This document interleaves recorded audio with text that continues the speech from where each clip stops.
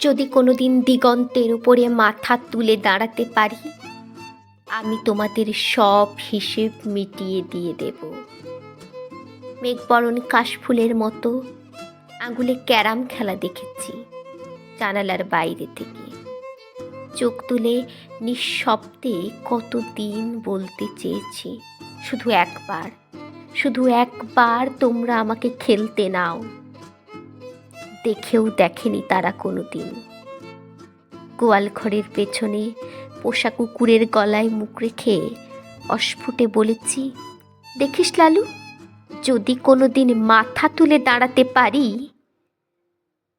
26 বছরে একবারও দেখিনি মা কখন ঘুমোতে যায়, ঘুম থেকে কখনই বা উঠে।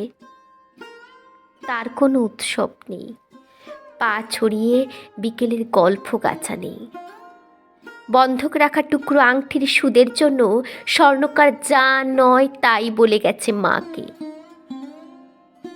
ঘরের পেছনে দাঁড়িয়ে নিঃশব্দে এইসব শুনেছি কতবার। দাঁতে দাঁত চেপে বলেছি, যদি কোনোদিন মাথা তুলে দাঁড়াতে পারি, দেখো মা, তোমার অসম্মান আমি কড়ায় গণ্ডায়। অন্ধকারের সামনে দাঁড়িয়ে বলেছি, এসো না কেউ, অন্যদিকে যাও। প্রতিদানে অর্গল বন্ধ।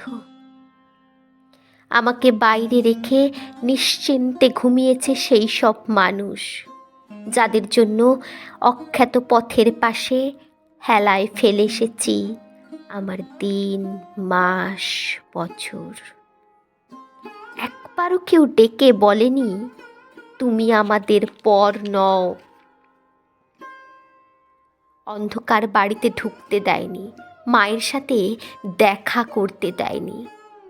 উৎসবের বিকেলে ব্রিজের উপর দাঁড়িয়ে অভুক্ত আমি দীর্ঘ সময় ধরে শুনেছি ডিন ডিন শব্দ করে ম্লান আলোর দিকে ছুটে যায় ক্লান্ত মালগাড়ি। নারীর সামনে দাঁড়িয়ে লুকিয়ে ফেলেছি শরীর, ঘামের কপালে স্থির শিশির বিন্দুর মতো ভালোবাসা বুঝতে চেয়েছি।